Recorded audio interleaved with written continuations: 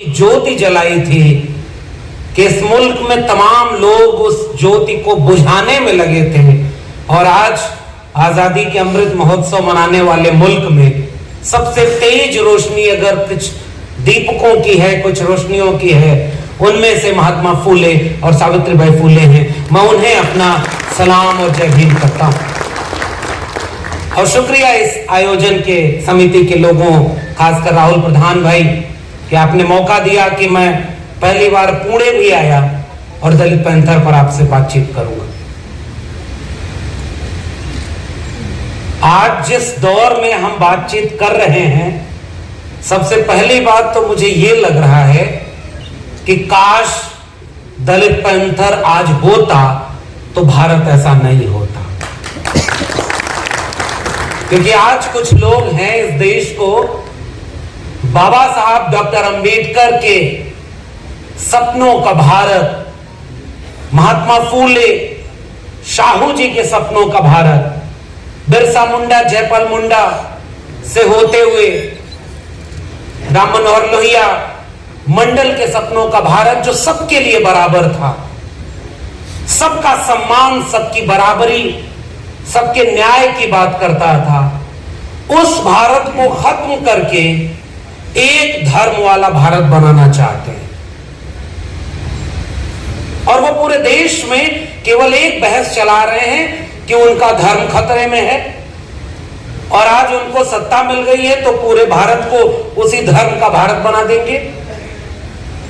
ऐसे वक्त में दलित पैंथर को याद करना, और ऐसे वक्त में हर उस फूले, अंबेडकर, पेरियार के मिशन को याद करना, मुझे लगता है कि सच्ची राष्ट्रभक्ति है जो हम निभा रहे। इसलिए हमें आंख में आंख मिला करके अपनी बात कहने आना चाहिए, क्योंकि वो तोड़ने की बात कर रहे हैं और हम जोड़ने की बात कर रहे हैं। वो अन्याय की बात कर रहे हैं और हम न्याय की बात कर रहे हैं। और जो आइडियफ इंडिया है,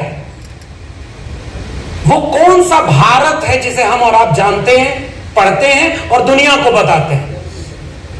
इस देश में कोई कितना भी तानाशाह प्रधानमंत्री बन जाए, उसे भी विदेश में जाकर कहना पड़ता है कि हम युद्ध के देश से नहीं, बुद्ध के देश से आए हैं। यह है आइडिया ऑफ इंडिया।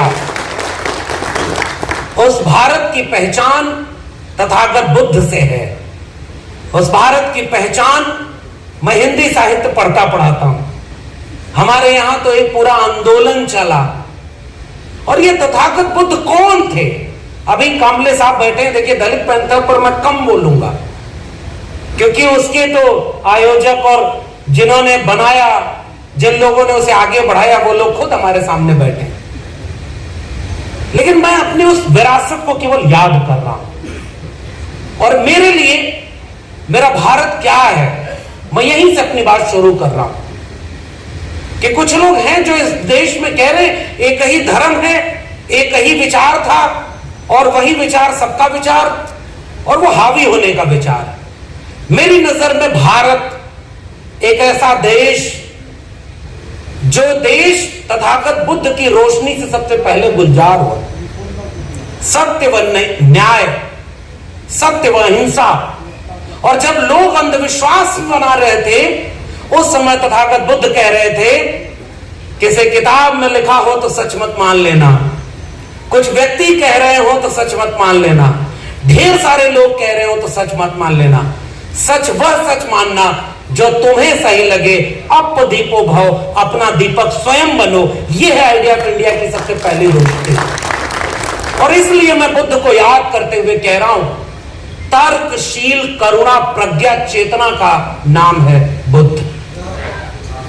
सत्य व अहिंसा का नाम है बुद्ध। और दुनिया भर के इंसान को इंसान से मिला देने वाले दर्शन का नाम है बुद्ध। और इसलिए मैं आइडिया ऑफ इंडिया में तथागत बुद्ध के भारत को देखता हूं। और उसके बाद बहुत सारे लोग आए। मैं अब उस दिशा में नहीं जा रहा, इस मंच का इस्तेमाल अपनी विरासत को याद करने के लिए किया जाए, मगर आपको याद होना चाहिए कि बुद्ध के खिलाफ कौन खड़ा था, किसने बौद्ध वृक्ष को कटवाया, किन्होंने उनकी किताबों को जलाया, कि लोग पढ़ न लें बुद्ध को, लोग जान न लें बुद्ध को।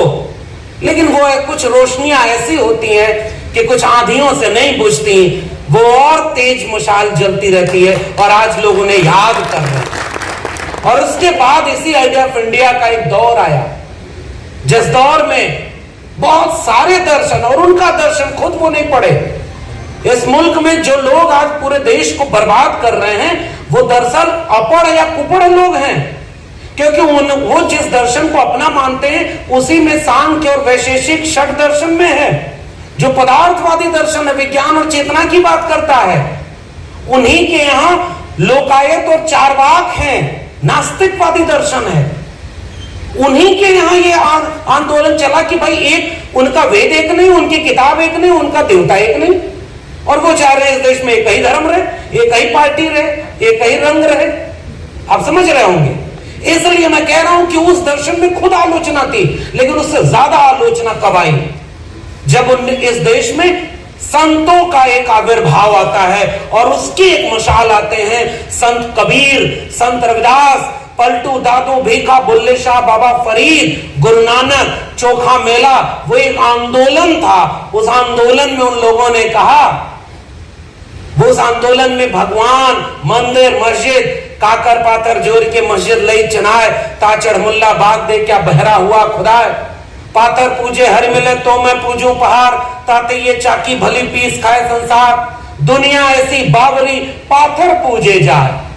ये आंदोलन और तेवर देखिए, तुम कत बाभन हम कत सूद, और हम कत लोहू तुम कत दूध, अरे इन दोन राह न पाई, हिंदुन की हिंदुआई देखी तुर्कन की तुर्काई, अरे इन दोन राह न पाई। और वो मानवतावादी विचार था कबीर का, मन ना रंगाए रंगाए जोगी कपड़ा, कुछ लोगों के लिए आगाह किया था। और मैं तो सर उत्तर प्रदेश से आया हूं। अब देखिए आइडिया ऑफ इंडिया क्या है। मेरा जन्म उत्तर प्रदेश के आजमगढ़ में हुआ, मेरी पढ़ाई लिखाई इलाहाबाद में हुई, दिल्ली विश्वविद्यालय से पीएचडी किया और वहां पिछले 12-13 साल से पढ़ा रहा हूं। और आज सामाजिक आंदोलनों की जमीन महाराष्ट्र के सोलापुर में खड़ा हूं। एक ऐसे भारत का सपना डॉक्टर अम्बेडकर ने देखा, और ये है आइडिया ऑफ इंडिया।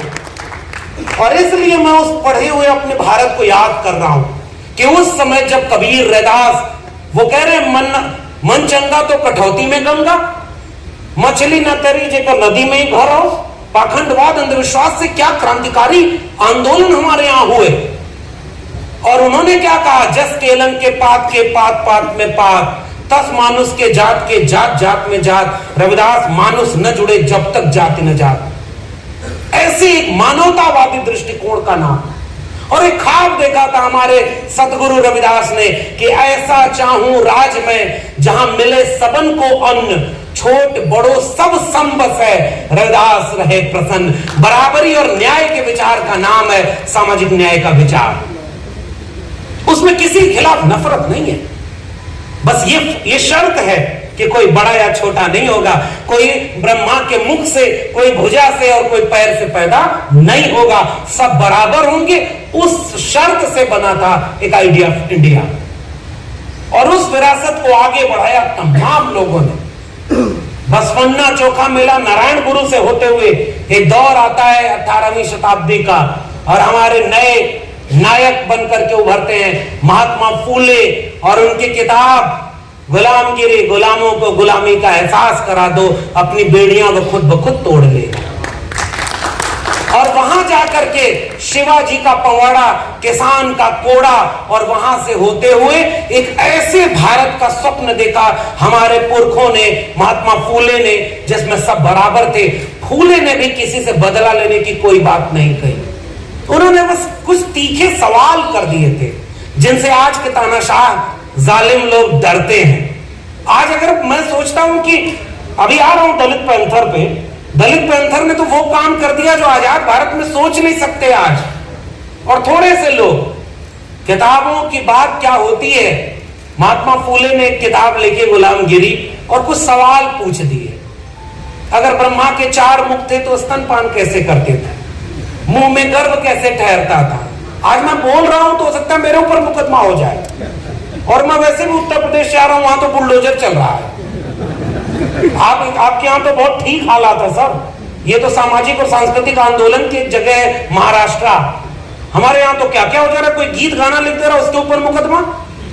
और एक बात और देखो, सांस्कृतिक आंदोलन की अहमियत क्या होती है दलित पंथर पर बात करते हुए, जो सबसे महत्वपूर्ण बात मुझे याद करनी है। उत्तर भारत में क्रांति हुई, महात्मा फूले महाराष्ट्र में, शाहू जी महाराज महाराष्ट्र में, और जाति जनगणना की बात हो रही है। मैं ओबीसी समाज से आता हूं और हमें पहचानने में बहुत वक्त लग गया कि फूले साहब जिन्हें दलितों ने अपना मसीहा बनाया, अरे वो तो सबके मसीहा थे, और उत्तर भारत में थोड़ा देर से पहुंचे हैं शाहू फूले अंबेडकर, लेकिन अब भारत बन रहा है सर। इसके लिए आप सबको सैल्यूट है, क्योंकि आपने वो रोशनी दिखाई। और शाहू जी महाराज ने 1902 में जाति जनगणना अपने दरबार में करा दी, अपने इलाके में। उन्होंने ये खोजा कि ये मेरे दरबार में कितने उच्च पदों पर लोग हैं, तो 75 में से 65 से 68 ब्राह्मण थे। जो मध्यम वर्गीय पद थे उनमें 50 में 45 ब्राह्मण थे। शाहू जी ने पूछा ब्राह्मणों की आबादी कितनी, उन्हें पता चला कि 2 या 3%। पता चला कि ये सारे एक ही लोग क्यों है भाई, यहां रिजर्वेशन लागू करो। 50% रिजर्वेशन गैर ब्राह्मणों को देने वाले सबसे शुरुआती नायकों में से शाहू जी महाराज। और इस देश में ओबीसी कहने वाला प्रधानमंत्री आज भी कहता है कि जाति जनगणना नहीं कराएंगे। किस बात के ओबीसी हो भाई? इसलिए मुझे लगता है कि आज का सबसे महत्वपूर्ण सवाल है कास्ट सेंसस का। दलितों की गिनती होती है, आदिवासियों की गिनती होती है। ये सब कहते हैं अगर कास्ट सेंसस कराएंगे तो जातिवाद बढ़ जाएगा। धर्म गिनते हो तो धर्म के नाम पर साम्यता नहीं बढ़ती है। भाषा गिनते हो, पशु पक्षी गिन लेते हो, एक बार जरा गिन लो कि इस देश में कौन कितनी आबादी में संख्या में है और कौन कितना कब्जा किए हुए है। जब तक अवैध कब्जा दूर नहीं होगा, मुझे लगता है कि आइडिया ऑफ इंडिया कभी भी पूरा नहीं होगा। इसलिए इस समय इस देश की सबसे बड़ी मांग कास्ट सेंसस होनी चाहिए। और उस समय शाहू जी महाराज, डॉक्टर अंबेडकर, महात्मा फूले, वक्त कम है नहीं तो फूले साहब का वो किस्सा सुनाता, लेकिन एक किस्सा तो जरूर सुनाऊंगा। फूले साहब ने एक नाटक लिखा है तृतीय रत्न। अब पाखंड और अंधविश्वास क्या हो रहा है अभी जोड़ रहा हूं कि हमारे उत्तर भारत में क्या चल रहा है। और महाराष्ट्र के लोगों, आपकी भी अब जिम्मेदारी बढ़ गई है, थोड़ा उधर भी इस क्रांति की रोशनी को और बढ़ाना है और तेज करना है। फूले साहब ने लिखा तृतीय रत्न नाटक में कि एक आदमी बड़ा गरीब था, बहुत परेशान था, तो किसके पास गया? किसी ब्राह्मण के पास चला गया, पुजारी पंडित। उसने कहा कि हुजूर ये मेरे जीवन में बड़ा कष्ट है। तो उसने देखा, कहा कि तुम्हारा शनि ठीक जगह पर नहीं है। तो कहा कैसे ठीक जगह पे आएगा? कहा एक हवन करानी होगी, ब्राह्मणों को खिलाना होगा, मैं उपाय बता दूंगा, शनि ठीक जगह पे आ जाएगा। तो कहा अच्छा कितना खर्चा आएगा? तो उसने कहा इतना खर्चा आएगा। उस आदमी ने कहा इतना तो पैसा नहीं है हमारे पास, बहुत गरीब घर के। और उसके बाद कहा आवाज होता तो कहता कि भाई कोरोना में नौकरी चली गई, बिजनेस डूब गया, प्रधानमंत्री ने अपने दोस्त को दूसरा सबसे अमीर आदमी बनाया, उसका पैसा सारा गिर गया, देश कंगाल हो गया, देश के अरबपति दुनिया में नाम कमा रहे हैं। वो आदमी बोला कि भाई हमारे जेब में पैसा नहीं। उस आदमी ने कहा अच्छा चलो 50% की छूट है, सेल लगा दी, आधा पैसा दे दो, शनि ठीक जगह पर ले आएंगे। मैं अपनी भाषा में सुना रहा हूं महात्मा फूले का किस्सा। उस आदमी ने कहा नहीं साहब इतना भी नहीं है। कहा अच्छा चलो 1000 रुपए दे देना। अच्छा इतना भी नहीं है, 500 रुपए दे दो, एक मंत्र दे देता हूं, इसको पढ़ते रहना, शनि कंट्रोल में रहेगा। उसने कहा इतना रुपए भी नहीं है। कहा अच्छा इतना न्यूनतम दे दो और मैं एक ऐसा सूत्र दे दे रहा हूं, शनि ठीक जगह पे आ जाएगा, तुम्हारा नुकसान रुक जाएगा। वो आदमी खड़ा होकर जेब दिखाकर बोला कि हुजूर मेरे जेब में एक फूटी कौड़ी नहीं है। वो नाराज होकर के पंडित बोला जब तेरी जेब में एक फूटी कौड़ी नहीं है तो जा बेटा, शनि तेरा कुछ नहीं बिगाड़ सकता।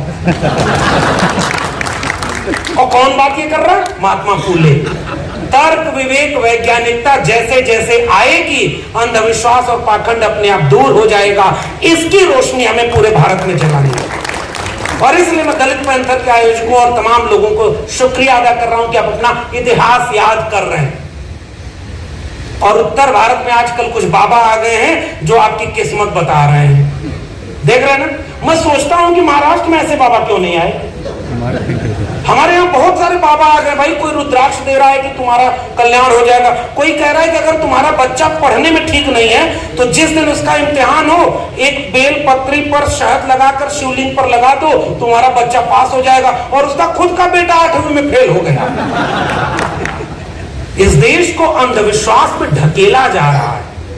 टीवी पर बैठकर, जो टीवी विज्ञान से चल रही है, उस पर बैठकर बड़े बड़े एंकर कर रहे हैं। ये चमत्कार हो रहा है, लोग किस्मत बता रहे हैं। मुझे याद आता है डॉक्टर अंबेडकर, फूले पेरियार का भारत, जिसमें उन्होंने कहा था कि शिक्षा वो शेरनी का दूध है, जो पिएगा वो दहाड़ेगा। ये शिक्षा बर्बाद करके इस देश को अंधविश्वासी बना रहे हैं, ताकि ये देश को बर्बाद कर दें और कोई सवाल न करे। ये सबसे बड़ा खतरा है। तो वो रोशनी जो जल रही थी महात्मा फूले के यहां से, डॉक्टर अंबेडकर के रूप में आगे बढ़ी। अभी कामले साहब बता रहे थे, बहुत प्यारी बात। और मैंने साहब ये बात दीक्षा भूमि में 14 अप्रैल को पिछले साल बोली, फिर से आपके सामने कह रहा हूं। और इस बात का मतलब मैं कह रहा हूं इसलिए भी है क्योंकि मैं भी दलित नहीं हूं। डॉक्टर अंबेडकर के 3 गुरु थे, महात्मा फूले वो भी दलित नहीं थे, कबीर साहब वो भी दलित नहीं थे, और तथागत बुद्ध वो भी दलित नहीं थे। और इस देश में डॉक्टर अंबेडकर को केवल दलितों का नेता बना करके इस देश के साथ सबसे बड़ा धोखा किया गया। डॉक्टर अंबेडकर मानवता के लिए थे।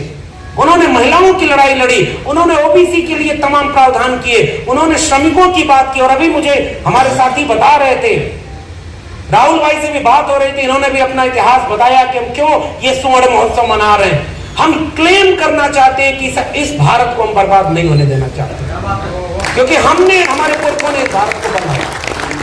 और इसलिए शोलापुर बाबा साहब के जयंती को हमारे दोस्त प्रदीप और वो लोग बता रहे थे कि यहाँ इतनी बड़ी तादाद में बाबा साहब की जयंती मनाई जाती है, क्योंकि उस समय आज भी बाबा साहब को याद करने वाले श्रमिक समुदाय के लोग थे। उन्हें पता था कि श्रमिकों के काम के घंटे हो, न्यूनतम वेतन हो या भत्ता और तमाम तरह की सुविधाएं हो, उसे देने वाले लोगों का में सबसे बड़ा नाम है डॉक्टर अंबेडकर का। आरबीआई की स्थापना करने वालों में सबसे बड़ा नाम है अंबेडकर का।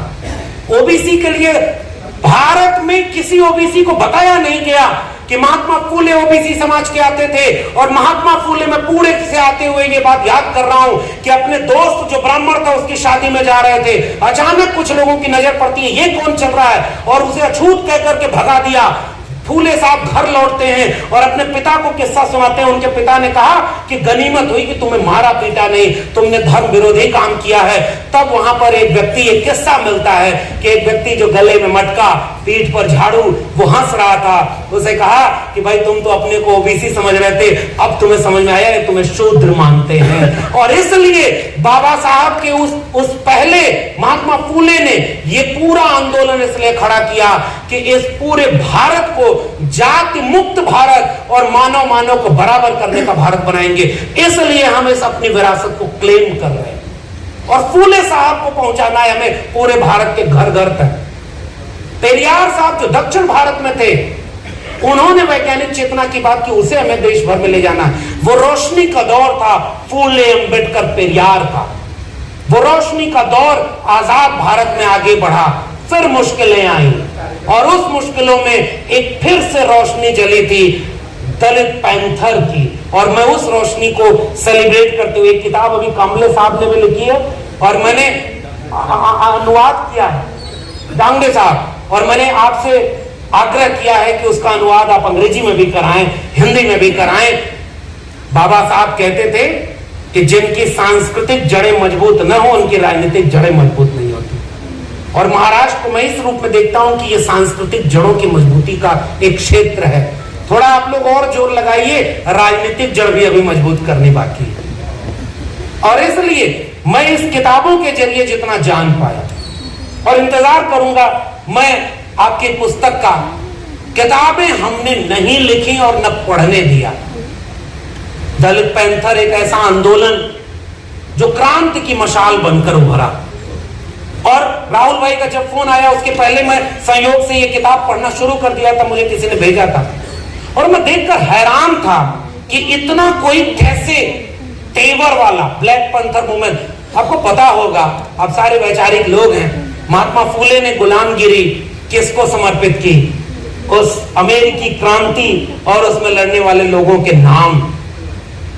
महात्मा फूले अगर स्कूल न गए होते तो वो फ्रांसीसी क्रांति और अमेरिकी क्रांति से परिचित न होते। डॉक्टर अंबेडकर विदेश न गए होते, 18 डिग्रियां, 4 पीएचडी, लोग रहने को घर नहीं दे रहे। अरे भाई कोई बहुत पुरानी बात नहीं है, लेकिन हमारे सारे पुरखों ने शिक्षा की बात की। और मैं दिल्ली विश्वविद्यालय का ठेके पर प्रोफेसर समझ रहे हैं? सौगंध मुझे इस मिट्टी की, मैं देश नहीं बिकने दूंगा। किसी का नारा याद आया आपको? वो बेच रहे हैं भारत को, मैं चैन से कैसे सो जाऊं। वो लूट रहे हैं भारत को, मैं सांस में कैसे ले लूं। सौगंध मुझे इस मिट्टी की, मैं देश नहीं बिकने दूंगा। मैं ओबीसी मां का बेटा हूं। जब तक मैं गुजरात का प्रधानमंत्री था मैंने जाति नहीं बताई थी। प्रधानमंत्री बनना हुआ तो मैं ओबीसी मां का बेटा हूं। कैसे बना? जब खुद मुख्यमंत्री बना तो अपनी जाति को ओबीसी में डाल लिया, इसलिए ओबीसी का दर्द नहीं पहचान पाया, इसलिए ओबीसी के सवालों से नहीं जुड़ पाया। आज तक 9 साल प्रधानमंत्री रहने के बाद वो महानुभाव कभी मंडल कमीशन का नाम नहीं लेते, जाति जनगणना का नाम नहीं लेते और सबको जातियां बताते फिर रहे कि देखो हमने राष्ट्रपति दलित बना दिया, देखो हमने राष्ट्रपति आदिवासी बना दिया, देखो हमने कैबिनेट मिनिस्टर जो है इन जातियों का बना दिया।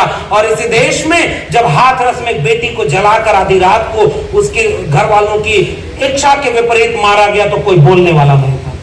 जितेंद्र मेघवाल एक ऐसा लड़का जो मटका छूने पर मार दिया, उसकी जान ले ली, उस पर कोई बोलने वाला नहीं। इस देश में आज भी जेलों में सबसे ज्यादा SC, ST, OBC और माइनॉरिटी के लोग अंडर ट्रायल कैद हैं। ये कौन सा भारत इन लोगों ने मिलकर बना दिया और पूरे देश को बेच दिया। बेचते बेचते अपने दोस्त को दुनिया का दूसरा आदमी, अब उसका पैसा भी सारा 80% तक गिर गया है। अगली जहाज से कहीं वो भी न विदेश भाग जाए और चौकीदार खामोश और सो जाए। उस चौकीदार को याद रखिए, वो हमारे बच्चों के भविष्य की चौकीदारी नहीं, अपने दोस्तों की पूंजीपतियों की चौकीदारी कर रहा है। और इसलिए मैं एक सवाल आपके बीच में लेकर आया हूं कि भारत में डॉक्टर अंबेडकर, फूले, पेरियार या दलित पैंथर के लोगों का इतिहास जब मैं पढ़ रहा था इस किताब में, यह किताब बताती है कि पैंथर के लोगों ने कितना जोखिम उठाया। थोड़े से लोग के सर हैं, वो अपनी बात बोलेंगे और मैं पढ़ूंगा सर आपकी किताब को भी। मैं इस किताब को पढ़ा तो मेरे रोंगटे खड़े हो गए। चाहे अपने सांस्कृतिक आंदोलन को क्लेम करना हो, बाबा साहब के जयंती मनाने पर हमला हो रहा हो तो अपने न्याय के लिए लड़ना हो, या बेरोजगारी के खिलाफ आंदोलन हो, जितने भी सवाल इस देश के सवाल हो सकते थे, दलित पैंथर के लोग तो उसके लिए लड़ रहे हैं।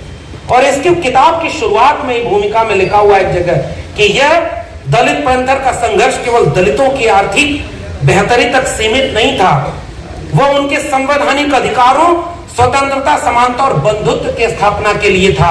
यानी दलित पैंथर आइडिया ऑफ इंडिया को क्लेम करने वाला एक मूवमेंट का नाम है। संगठन टूट गया होगा सर, मुझे लगता है कि हम सब के भीतर कोई ना कोई पैंथर जिंदा है और वो उनकी विरासत का है। और इसलिए मैं केवल एक गुजारिश करने आया हूं।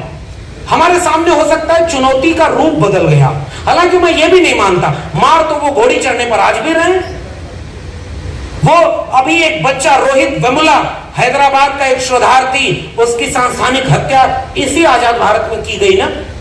और उसके बाद एक दूसरा विद्यार्थी जो IIT था, सोलंकी, दर्शन सोलंकी, और उसे मजबूर किया गया। और ये कह रहे हैं कि हम नया भारत बना रहे हैं और नए भारत में केवल जाति के नाम पर अन्याय, ये बुलडोजर उन्हीं के घरों पर चल रहा है जो SC, ST, OBC और माइनॉरिटी है। केस मुकदमा उनके ऊपर कर दिया और डॉक्टर अंबेडकर के सपनों का भारत, फूले पेरियार के सपनों का भारत खत्म कर दिया गया है। मुझे तो ये लग रहा है रिजर्वेशन को बदनाम किया। पहले तो सुदामा कोटा ले आए, 10% कोई आंदोलन नहीं, और जब आपको रिजर्वेशन की लाभ मिलना था, फर्स्ट जनरेशन हम लोग हैं, और सारे सरकारी संस्थानों को प्राइवेट हाथों में बेच दिया और वहां कोई रिजर्वेशन नहीं। और उस ऊपर से कहते हैं कि राष्ट्रपति आदिवासी, प्रधानमंत्री दलित। अरे तुम जैसे लोग कुल्हाड़ी की वो लकड़ी की तरह हैं जिसको दिखा करके कुल्हाड़ी ने जंगल की लकड़ियों को कहा कि देखो कुल्हाड़ी का साथ दो क्योंकि इसमें लकड़ी तुम्हारी जाति की लगी है, और पूरा जंगल कट गया और लोग कुल्हाड़ी के साथ खड़े हो गए। ये चुनौती हमारे आंखों के सामने है। अब हमारी जाति के लोगों को हमें आगे करके हमारे खिलाफ काम करवाया जा रहा है। और मुझे एक चैप्टर से केवल अफसोस है, टूट गया वो। इसकी भूमिका में लिखा है डॉक्टर अंबेडकर का 1954 का एक भाषण का जिक्र है, और उस भाषण में शुरू में ही डॉक्टर अंबेडकर ने एक चिंता जताई थी और उन्होंने ये कहा, 27 अक्टूबर 1954 सिद्धार्थ कॉलेज में एक अनौपचारिक बैठक में डॉक्टर अंबेडकर कह रहे हैं, हमने जिनके लिए अपना सब कुछ कुर्बान कर दिया वो अब आपस में लड़ने लगे हैं। दलित पैंथर आंदोलन एक उम्मीद और ताकत का नाम था, मगर एक सबक हमें उससे भी लेना होगा, वो क्यों टूट गया। वो क्यों बिखर गया? 1925 का उनका एक संगठन आज भी एकजुट रह करके केवल भारत को तोड़ने के लिए जुड़ा रहा।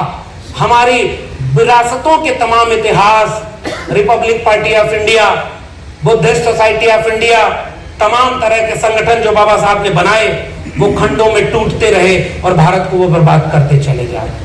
एक सबक हमें लेना होगा।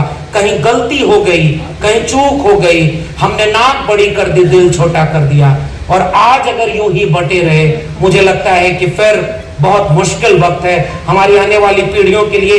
हो सकता है सिलेबस बदल दिया। हमारे प्रोफेसर साहब बैठे हुए हैं, हम लोग अभी एक बात कर रहे थे, वो इतिहास बदल दे रहे हैं। हो सकता है हमारी आने वाली पीढ़ियों को इतिहास ही ना पता हो कि हम जैसे खड़े हैं, इसके लिए लोगों ने कितनी लाठी खाई, गोली खाई, जेल गए, कितना त्याग किया, तब हमारे जैसे लोग पहली बार आंख में आंख डाल करके बोलना सीख पाए। इसलिए हमारी जिम्मेदारी भी है कि हम अपने इतिहास को भी क्लेम करें, इस पैंथर के इतिहास को, और एक ऐसा भारत जिसमें हम किसी वो कहते हैं कि हम ब्राह्मणों के खिलाफ है, अरे नहीं है तुम्हारे खिलाफ भाई, हम तुम्हारे अवैध कब्जे के खिलाफ हैं। तुम्हारी जितनी आबादी है वो तुम रखो। इस देश के 90% SC ST OBC माइनॉरिटी को शिक्षा, रोजगार, जमीन का मालिकाना हक, स्वाभिमान, इज्जत और अभिमान हमारा हक है, और वो 90% हमारा हमें चाहिए, और बाकी जिसका जितनी आबादी है उसको उतना दे दो और सबकी बराबरी का भारत बन जाए। केवल यही तो हमारा ख्वाब है। इसलिए मैं गुजारिश करके जा रहा हूं, सिलेबस बदल दिया जाएगा। नई शिक्षा नीति में शिक्षा बेच दी गई है। जिस दौर में भारत में स्कूल, कॉलेज, विश्वविद्यालय खोले जाने चाहिए थे, नई शिक्षा नीति करिए क्लोजर और मर्जर से पुराने स्कूल और कॉलेज बंद किए जाएंगे। 40% सिलेबस ऑनलाइन मोड में चलेगा, ऑनलाइन टीचिंग होगी, ठेके पर प्रोफेसर। मैं खुद हूं और मैं तो इतना विरासत याद करते हुए बहुत कुछ बोल लेता हूं। मैं उम्मीद कम ही रख रहा हूं कि वो झेल पाएंगे, मगर केवल इसलिए बोल रहा हूं कि आने वाली पीढ़ियां जब मुझसे पूछें कि भारत का संविधान का लाभ तुमने लिया था, राहुल भाई ये बड़ा सवाल है हमारे लिए, क्योंकि हम जब पढ़ने आए तो भारत का संविधान था, इलाहाबाद यूनिवर्सिटी, दिल्ली यूनिवर्सिटी थी कि हम पढ़ पाए। अगर इस देश में मंडल कमीशन और भारत का संविधान न होता तो मेरे जैसे लाखों लोग आज यहां नहीं खड़े होते और इस मुल्क के हुक्मरान की आंख में आंख डाल करके सच नहीं बोल पा रहे होते, और वो दोनों हमारे सामने बर्बाद किया जा रहा। और दलित पैंथर का पूरा इतिहास एक ऐसे तेवर का इतिहास था जिसमें वो डरते नहीं थे। तो इसलिए केवल गुजारिश, हमारी लड़ाई स्कूल, कॉलेज और विश्वविद्यालय की लड़ाई है। इस देश को वैज्ञानिक चेतना संपन्न बनाने की लड़ाई है, तर्क, विवेक, वैज्ञानिकता और आधुनिकता की लड़ाई है। सबको जमीन का मालिकाना, इसमें एक बड़ा आंदोलन है जिसमें जमीन के मालिकाना हक के लिए पैंथर लड़ते थे, बेरोजगारी के लिए पैंथर लड़ते थे, अपना घोषणा पत्र बनाया, उसमें इस देश की स्वतंत्रता, समानता, आर्थिक और सामाजिक बराबरी की बात करते थे। इसलिए हम उस इतिहास को याद करते जा रहे हैं। और केवल गुजारिश, और पैंथर या हम लोगों को लोग कहते हैं कि हम जातिवादी हैं, जी नहीं सकता तो जीने की तमन्ना छोड़ दे, बहते बहते रुक जाए वो दरिया छोड़ दे, फूल था मैं और मुझे कांटा बना कर रख दिया, और अब कांटे से कहते हो कि चुभना छोड़ दे। भाई चुभेंगे हम जरूर। एक रामचरितमानस की 4 चौपाइयों का अर्थ क्या पूछ लिया, उत्तर भारत में खलबली मच गई है। पता है कि नहीं आपको? जे वरना दम तेली कुम्हारा सुपच किरात कोल कलवारा। हमारी जातियों के नाम पर गालियां बनाई गई, हमारी जातियों को अपमानित किया गया। हमारे पुरखे इस देश के SC ST OBC अगर ना होते तो ये दुनिया रहने लायक न बनती। किसान, कामगार, कमेरा जातियों और मेहनतकश जातियों ने इस दुनिया को हाथ से श्रम कर रहने लायक बनाया। कुम्हार, लुहार, बढ़ई, नाई, मोची और तमाम लोगों ने मिलकर इस दुनिया को रहने लायक बनाया। और जब उनके बच्चे अपना हक मांगने लगे तो उन्हें गालियां दी जाती हैं, उन्हें जातिवादी कहा जाता है। हमी को पानी से दूर रखने वाले हमसे ही पानी का हिसाब मांगते हैं। पहली बार तो अब हम बराबरी पर आए। इस मिशन मूवमेंट को जारी रखना हमारी जिम्मेदारी है। और राहुल भाई ने एक वादा किया है, इनके आयोजकों को सैल्यूट करता हूं, और सोलापुर और आसपास के तमाम विद्वान लोग, अनुभवी लोग, आप सब ने मुझे बुलाकर इतना सम्मान दिया, प्रेम मोहब्बत दी। मैं एक ऊर्जा लेकर जा रहा हूं। मुझे नहीं पता कि मैंने कोई नई बात आपके बीच में बोली या नहीं, लेकिन एक बात है, आपने मुझसे जो कुछ लिया हो न लिया हो, मैं आपसे हिम्मत और ऊर्जा लेकर जा रहा हूं और पूरे भारत को उसको लेकर के लड़ाई लड़ूंगा। और इसलिए गुजारिश आप सबसे, मुझे